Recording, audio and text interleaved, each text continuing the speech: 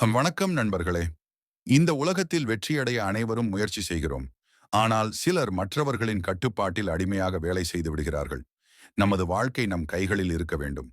பிறர் கட்டுப்படுத்தும் வாழ்க்கை வாழக்கூடாது என்று இதை பற்றிய ஒரு முக்கியமான கதையை பார்க்கலாம். ஒரு காலத்தில் ஒரு பெரிய ராஜ்யத்தை ஆளும் மன்னர் தனது அமைச்சர்களுடன் அரசவையில் ஆலோசனை நடத்தி கொண்டிருந்தார். அப்போது அவர் திடீரென்று பேசத் தொடங்கினார். அமைச்சர்களே, ஒரு மனிதன் யாரிடமும் அடிமையாக வேலை செய்யாமல் சுதந்திரமாக உழைத்தால்தான் உண்மையான மகிழ்ச்சியையும் கௌரவத்தையும் பெற முடியும். அடிமையாக இருப்பவன் எப்போதும் மற்றவரின் கட்டுப்பாட்டில் இருப்பான். ஆனால் சுயமாக உழைப்பவன் தான் உண்மையான வெற்றி பெறுவான். அமைச்சர்கள் அனைவரும் ஆச்சரியமாக பார்த்தார்கள். அவர்களில் ஒருவர் கேட்டார், மன்னரே, வேலையை செய்யாமல் இருப்பது எப்படி? நாங்கள் அனைவரும் எதற்காவது ஒரு வேலை செய்ய வேண்டியதே வேலை செய்யலாம். ஆனால் யாருக்கும் அடிமையாக இல்லாமல் செய்ய வேண்டும். நான் உங்களுக்கு புரிய ஒரு எடுத்துக்காட்டு சொல்கிறேன். ஒரு கிராமத்தில் இரண்டு நண்பர்கள் இருந்தனர். ஒருவன் பெயர் ராஜு, இன்னொருவன் பெயர் குமார். ராஜு தனது சொந்த முயற்சியில் ஒரு சிறிய விவசாயத்தை தொடங்கி கடுமையாக உழைத்தான். ஆனால் குமார் மற்றவரின் கட்டுப்பாட்டில் வேலை செய்து வந்தான். ஒரு நாளில் மழை பெய்துவிட்டு விளைச்சல் மிக அதிகமாக இருந்தது.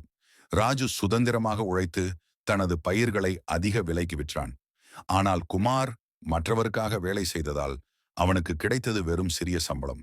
இந்த வேறுபாட்டை உணர்ந்து கொண்டு குமாரும் ராஜுவைப் போல தன் சொந்த முயற்சியில் இறங்கி கடுமையாக உழைக்கத் தொடங்கினான். இதை கேட்ட அமைச்சர்கள் யோசிக்கத் தொடங்கினார்கள். மன்னர் மேலும் கூறினார், நீங்கள் யாரிடமும் அடிமையாக வேலை செய்ய வேண்டாம். உங்களது திறமையை வெளிப்படுத்தி உங்களது வாழ்க்கையை உருவாக்குங்கள்.